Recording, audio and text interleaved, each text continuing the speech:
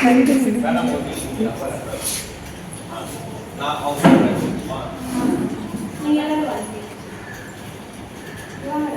யார் யார் நீங்களும் அவங்க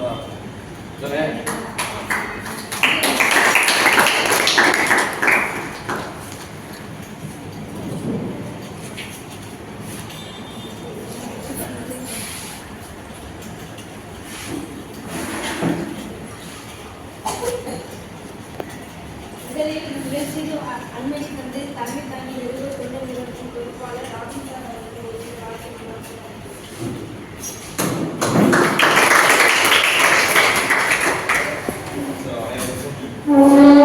எல்லாருடைய காலை வணக்கம். ஒரத்தநாடு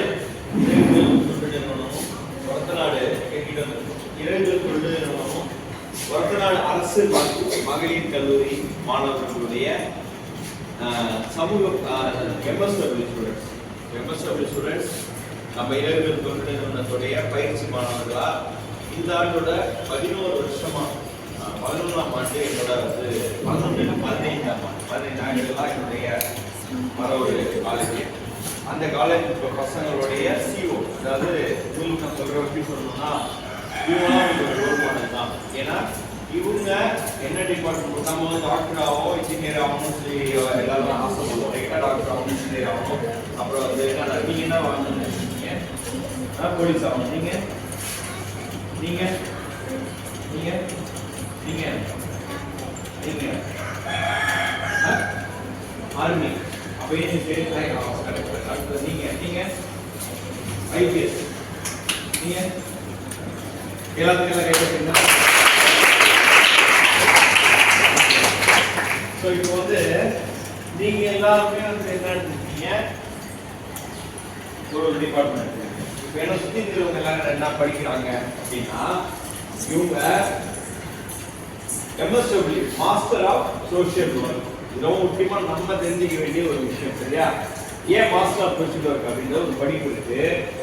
எப்படி இங்கிலீஷ் இருக்கோ, பிஏ இங்கிலீஷ் படிக்கிறாங்க, தமிழ் படிக்கிறாங்க, நீங்க சொன்ன டாக்டர் படிக்கிறாங்க, ஐஏஎஸ் படிக்கிறாங்க, ஐபிஎஸ் படிக்கிறாங்க, இதெல்லாம் படிக்கிறாங்க. பட் MSW அப்படின்றது எல்லாராலையும் எடுக்க முடியாது. MSW master of social work என்ன? MSW இவங்க என்ன படிச்சுட்டு இருக்காங்க அப்படின்னா, நம்ம இந்த மாதிரி நம்மளுடைய குழந்தைகள் ஆதரவற்ற குழந்தைகளுக்கு போன்ஸா இருக்கட்டும், ஆர்ஃபனேஜ்ல இருக்கும் குழந்தைகளா இருக்கட்டும், முதியோர் இல்லங்களா இருக்கட்டும், அது மட்டும் இல்லாம மனநல காப்போம், மென்டலி மன ரீதியா பாதிக்கப்பட்ட குழந்தைகளா இருக்கட்டும், இந்த மாதிரி பாதிக்கப்பட்ட இல்லத்துல, இந்த மாதிரி இருக்கிற இல்லத்துல இவங்க வந்து இன்னும் நல்ல வேலை செய்யறதுக்காக படிக்கிற குரூப் தான் MSW குரூப். ஸோ இவங்களோட வாழ்க்கைய சமூகத்துக்காக, அதாவது எப்படின்னா தன்னுடைய எந்த ஒரு லாபமும் எதிர்பார்க்காத இருக்கிற ஒரே ஒரு, என்ன பொறுத்த வரைக்கும் நான் சொல்றது, எந்த ஒரு எதிர்பார்ப்பும் இல்லாமல் வேலை செய்யற ஒரே ஒரு டிகிரி எதுனா MSW master of social work மட்டும்தான். சமூக பணித்துறை. நல்லா ஞாபகம் என்னது? சமூக பணித்துறை. ஸோ இவங்க இந்த சமுதாயத்துல குடிப்பழக்கம் இருக்கிறவங்களா இருக்கட்டும், அதாவது சமூகத்துடைய மாற்றத்தை ஏற்படுத்துறதுக்காக படிக்கிற பசங்க தான் இவங்க எல்லாருமே. இவங்களுக்கு நான் 90 நாட்கள் என்னோட பயணிச்சாங்க. டக்குனு எடுத்துக்கணுமா சொல்லி டக்குனு நான் சொல்லிடுவேன். தப்பு 90 நாட்கள் என்னோட பயணிச்சு இந்த இடத்துல நம்மளுடைய டிஎன்சி ஸ்கூல்ல இந்த கிளாஸ் முடிக்கிறாங்க. எப்பவுமே எல்லா வருஷமும் உங்களோட தான் முடிவோம்.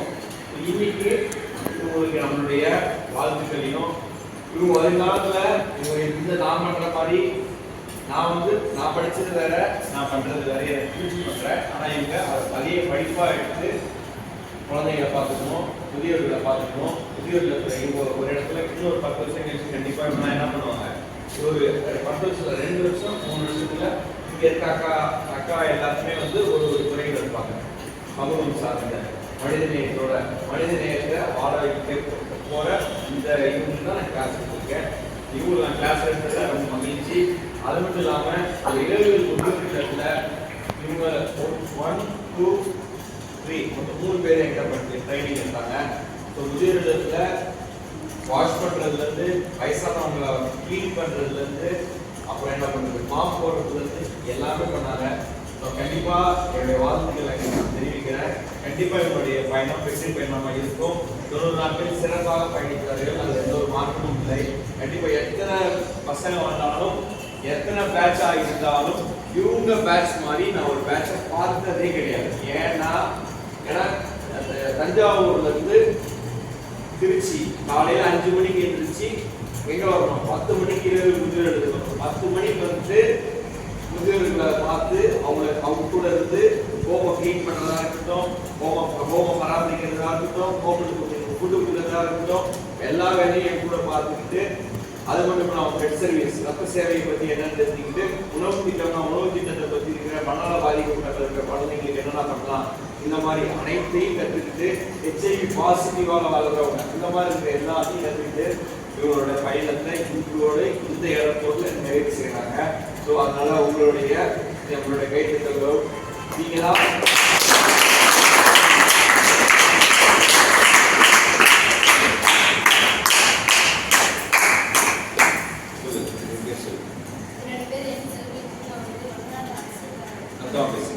என்னோட பேர் செல்வலிச்செடி. நான் வந்து கர்மகுடியிலேருந்து வரேன். அரசு கலைவலர்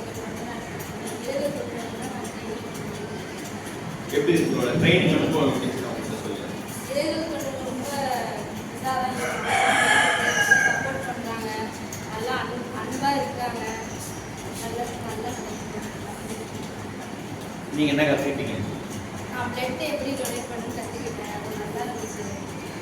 நல்லா அன்பாக பேசுகிறாங்க, அன்பாக இருக்காங்க. நல்லா ட்ரைனிங் நல்லா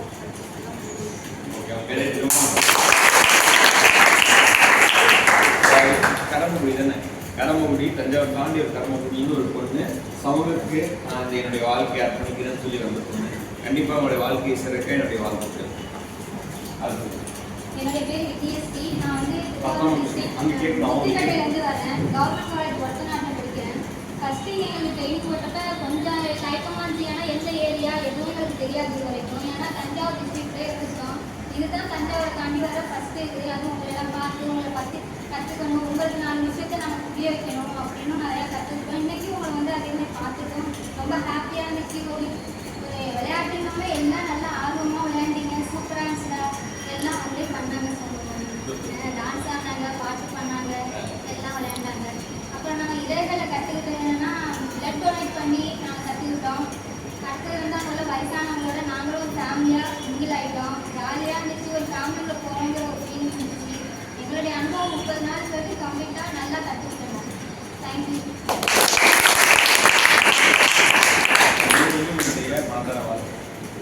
என்னோட பேர் சௌமியடா. நான் எம்எஸ்டபிள் செகண்ட் இயர் படிக்கிறேன். எனக்கு சொந்த ஊர் திருத்திரிக்குடியா. நானும் திருத்திரிலேருந்து தஞ்சாவூர் திருச்சி ட்ரெயினில் தான் வரேன். எனக்கும் திருச்சியை பற்றி எதுவுமே தெரியாது. அப்புறம் இதழ்கள் வந்து லொக்கேஷன்லாம் தேடி தான் ஃபஸ்ட்டு வந்தோம். அப்புறம் ஃபஸ்ட்டு வரப்போ ரொம்ப தயக்கமாக இருந்துச்சு. என்னடா இதெல்லாம் ட்ரெயினிங் போடுறாங்க, ரொம்ப கஷ்டத்தோடு தான் வந்தோம். அப்புறம் போக போக இந்த என்ஜிஓன்னு நாங்கள் பார்த்ததே இல்லை.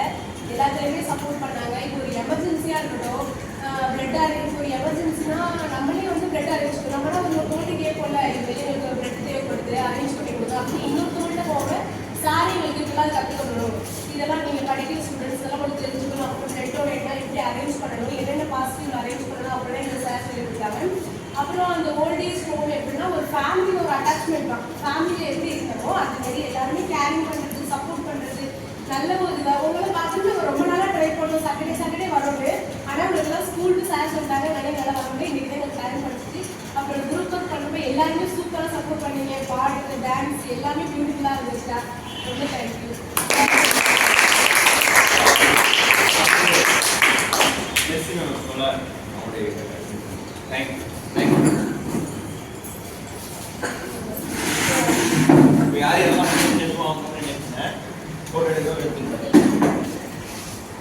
Good morning class.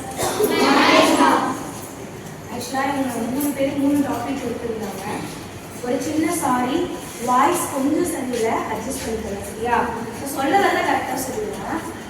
3 டாபிக் கொடுத்தாங்க. 3 டாப்பிக்கே எனக்கு பர்சனலாக அவங்களுக்கு பேச வேண்டிய டாபிக்னு மைண்டில் வச்சுருந்தது தான். அவங்க கொடுத்துருந்த ஃபஸ்ட்டு 3 டாபிக் பார்த்தீங்கன்னா, முதல் டாபிக் இம்பார்ட்டன்ஸ் ஆஃப் எஜுகேஷன். இது அடிக்கடி நம்ம பேசுகிற டாபிக் தான் இல்லையா? ரெண்டாவது வந்து மென்டல் ஹெல்த். லாஸ்ட் வீக் கூட உங்களுக்கு அது வந்திருந்தப்போ கூட அந்த மென்டல் ஹெல்த் பற்றி தான் பேசணும். மூணாவது ஹெல்த் கான்சியஸ், அது இன்னும் வந்து நான் பேசினதில்லை. ஸோ வந்து மூணு டாபிக்கு, இந்த மூணு டாபிக்குமே ஏதாவது ரிலேட்டட் இருக்கா அப்படின்னு கேட்டால் கண்டிப்பாக நிறைய இருக்குது. ரொம்ப ஷார்ட்டாக என்னால் முடிஞ்ச அளவு சொல்கிறேன், முடிஞ்சது ட்ரை பண்ணுங்க, யாரும் தூங்கிடக்கூடாது சரியா? ஸோ ஃபஸ்ட்டு வந்து என்ன சொன்னேன், இம்பார்ட்டன்ஸ் ஆஃப் எஜுகேஷன். லாஸ்ட் வரைக்கும் கேட்குதா வாய்ஸ்? ப்ளூ டிஷர்ட் கேட்குதா? சரி, ஓகே. இம்பார்ட்டன்ஸ் ஆஃப் எஜுகேஷன், படிப்போட அவசியம் என்ன அப்படின்றது நான் அடிக்கடி சொல்லியிருக்கேன். நீங்கள் லைஃப்பில் ஃபியூச்சரில் எவ்வளோ வேணால் ஏர்ன் பண்ணலாம், 2 லட்சம் 4 லட்சம் படித்தாதான் ஏர்ன் பண்ண முடியுமான்னு கேட்டால் கிடையாது. கண்டிப்பாக படித்தவங்க மட்டும்தான் ஏர்ன் பண்ணுறாங்களான்னு கேட்டால் அதுவும் கிடையாது. படிப்பறிவு இல்லாதவங்க கூட பெரிய பெரிய ஆட்களாக ஆகலாம், நல்லா அவங்களால ஏர்ன் பண்ண முடியும். 2 லட்சம் 4 லட்சம் கோடிக்கணக்கில் ஏர்ன் பண்ணுறவங்கலாம் பெரிய எஜுகேஷனலிஸ்ட் கிடையாது, பெரிய படிப்பாளிங்க கிடையாது. ஆனால் அவங்களே எதிர்பார்க்குற ஒரு விஷயம் என்னன்னா, எல்லாருக்கும் தேவையான ஒரு விஷயம் என்னன்னா பணம் மட்டும் கிடையாது. பணம் மட்டும் சம்பாதிக்க கண்டிப்பாக படிப்பு மட்டும் போதுமான ப்ராப்ளம் இல்லை, படிப்பு இல்லாமல் கூட நீ சம்பாதிக்க. ஆனால் மரியாதைன்னு உன் என் வாழ்க்கையில் வேணும் அப்படின்னு நினைச்சியன்னா கண்டிப்பாக என்ன வேணும், உனக்கு படிப்பு வேணும். படித்தா மட்டும்தான் உன் பின்னாடி சாரோ மேடமோ ஒரு வார்த்தை இருக்கும். படிப்பறிவு இல்லாதவங்களுக்கு அந்த மரியாதை கிடைக்காது. பெரிய பணக்காரங்களாக இருக்கலாம், பெரிய பதவியில் இருக்கலாம், எவ்வளவோ பண்ணலாம், ஆனாலும் படிப்பு இல்லைன்றதுனாலே அவங்களுக்கு தேவையான மரியாதை அவங்களுக்கு கிடைக்காது.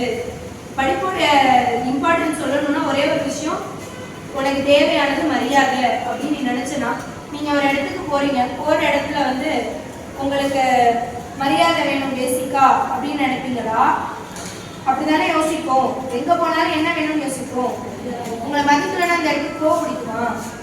இப்போ நம்ம வாழ்கிறதுக்கு தேவையான ஃபுட்டு, நம்ம சாப்பிட்றதுக்கு தேவையான சாப்பாடு அப்படிங்கிற மாதிரி நம்ம வாழ்கிறதுக்கு தேவையானது என்னது? மரியாதை. அந்த மரியாதை எது கொடுக்கும்? படிப்பு தான் கொடுக்கும். ஓகே, இப்போ இன்னொரு விஷயம், இப்போ இந்த படிப்பை பற்றி சொல்லியாச்சு. இந்த படிப்புக்கு 2 படிக்கட்டு இருக்கு. இந்த படிப்புக்கு எத்தனை படிக்கட்டு இருக்கு? 2. முதல் படிக்கட்டு டிசிப்ளின். முதல் படிக்கட்டு என்ன? டிசிப்ளின். 2வது படிக்கட்டு நாலேஜ். 2வது என்ன? நாலேஜ். இந்த டிசிப்ளினுங்கிறது உங்களுக்கு இங்கே ஸ்கூல்லே நிறைய சொல்லி கொடுத்துருக்காங்க. எப்படி இருக்கணும், குட் மேனர்ஸ்னா என்ன, எப்படி நடந்துக்கணும், இதெல்லாம் உங்களுக்கு தெரியும் இல்லையா? 2வது விஷயம் டிசிப்ளினுக்கு அடுத்து என்ன சொன்னேன்? நாலேஜ். என்ன சொன்னேன்? நாலேஜ். 2 சொன்னேன். ஃபர்ஸ்ட் என்ன சொன்னேன்? டிசிப்ளின். 2வது என்ன? நாலேஜ். டிசிப்ளின் உங்களுக்கு தெரிஞ்சிருக்கும், டிசிப்ளினா எப்படி இருக்கிறது. நாலேஜ் அறிவு சம்பந்தப்பட்டது, கரெக்டா? அதுவும் நம்ம புக்ஸ்ல படிக்கிறது தான், டெய்லி நம்ம வளர்த்துக்கிறது தான். இந்த 2 படிக்கட்டு இருக்குதா, இதை ஒட்டு மொத்தமாக நம்ம ஃபாலோ பண்ணணும்னா நமக்கு தேவையான ஒரு விஷயம் என்னன்னா ப்ராக்டிஸ். என்னது? இந்த ப்ராக்டிஸை பற்றி தான் இப்போ நான் சொல்ல போகிறேன். இந்த ப்ராக்டிஸ் தான் ரொம்ப முக்கியம். ஆல்ரெடி உங்களுக்கு நான் சொல்லியிருப்பேன், 21 days சேலஞ்ச் பற்றி சொன்னேன் இல்லையா?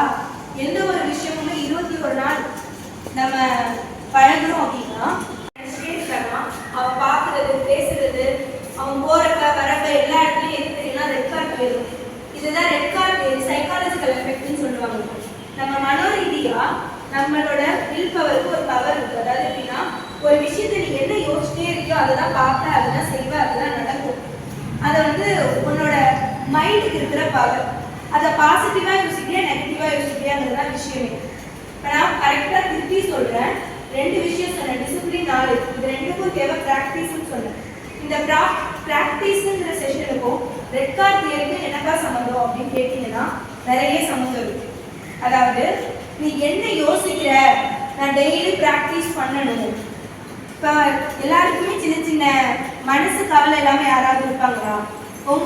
உங்களோட ஏஜுக்கு தகுந்த மாதிரி, சுச்சுவேஷனுக்கு தகுந்த மாதிரி உங்களுக்கு கண்டிப்பாக கவலைகள் இருக்க தான் செய்யும். அதுதான் நெகட்டிவ் தாட், உன்னை பிடிச்சி பின்னாடி இருக்கிற ஒரு, கரெக்டா? அப்படி இருக்கும்போது நீங்கள் ஒவ்வொரு டைமும் வந்து அதுலேருந்து வெளியில் வரணும் அப்படின்னு நினச்சி என்ன பண்ணுவேன்னா அதை பற்றியே யோசிச்சுட்டு இருக்கேன். ஃபார் எக்ஸாம்பிள், உங்கள் ஃப்ரெண்டோட ஒரு சின்ன சண்டை இருக்குன்னு வச்சுக்கோ, சின்ன மன கசப்பு, மன வேதனை சின்னதாக, அது என்ன பண்ணுன்னா உன்னை டிஸ்டர்ப் பண்ணிகிட்டே இருக்கும். நீ அதுக்கான சொல்யூஷனை யோசிக்க மாட்டேன், அதுக்கான அந்த ப்ராப்ளத்தை பத்தி மட்டுமே யோசிச்சுட்டு இருக்க. அவ ஏன் என் கூட பேசல, இந்த சப்ஜெக்ட் படிக்கல, மிஸ் திட்டாங்க, அந்த ஏன் எனக்கு ஏறல, இந்த சப்ஜெக்ட் ஏன் எனக்கு புரியல. மேக்ஸ் எடுத்துக்க, மேக்ஸ்ல 100 பேர்ல 20 பேருக்கு பார்த்தீங்கன்னா மேக்ஸ் பிடிக்கும், 80 பேருக்கு என்னதான் பண்ணாது பிடிக்காது. ஆனா கண்டிப்பா கத்திக்கிட்டு தான் ஆகணுன்ற மனநிலையில தானே கத்துப்பீங்க.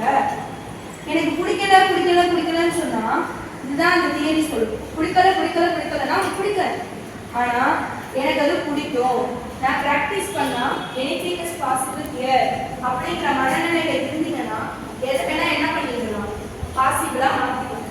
அப்படிதான் இந்த தியரி படி என்ன சொல்றாங்க, நீ நல்லது மட்டும்தான் யோசிக்கணும், உன் கோலை ஹையா ஃபில் பண்ணிக்கணும். ஹையா ஃபில் பண்றதுன்னா சராசரி வாழ்க்கை வாழ்றதுக்கு போதுமான 3 வேளை சாப்பாடு வாழ ஒரு வாழ்க்கைன்னு போதும். ஆனா நான் சராசரி பொண்ணு கிடையாது. நான் சராசரியா காலைல எழுந்திரிச்சு வேலைக்கு போயிட்டு ஈவினிங் வந்து தூங்கிட்டு திருப்பி என்னோட ரொட்டீன் லைஃபுக்கு போற சராசரி பொண்ணோட வாழ்க்கையை வாழ விரும்பல. எனக்குன்னு நிறைய எய்ம் இருக்கு, எனக்குன்னு ஒரு பெரிய கோல் இருக்கு, எனக்கான நிறைய எக்ஸ்பீரியன்ஸ் இருக்கு. இந்த மாதிரி என்னோட லைஃப்பை கோலால நான் ஃபில் பண்ணி வச்சிருக்கேன்னா என்னோட லைஃப் இன்ட்ரெஸ்டிங்கா இருக்கும், அட்மைரிங்கா இருக்கும், பார்க்கும்போது தெரியும் she was something special. போகிற இடத்துலலாம் சொல்லுவாங்க ரொம்ப கலரா இருக்கணும், ரொம்ப அழகா இருக்கணும்ன்ற அவசியங்களே கிடையாது. நீ போற இடத்துல அட்ராக்டிவா இருக்கிறதுக்கு தேவையான ஒரே விஷயம் மைண்ட் தாட் தான். நான் சராசரியான வாழ்க்கையில வாழ பிறக்கல, என்னோட கோல் ஹை, நான் ஹையா போகணும்.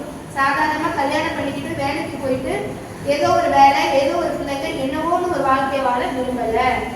என்னோட கோல் ஹை, சம்திங் ஸ்பெஷலா இருக்கணும். எல்லா விஷயத்துலையுமே நான் போனேன்னா எல்லாரும் என்னை பார்த்து என்ன நினைக்கணும், இவங்கிட்ட ஏதோ ஒன்று இருக்கு, சம்திங் she was ஸ்பெஷல்.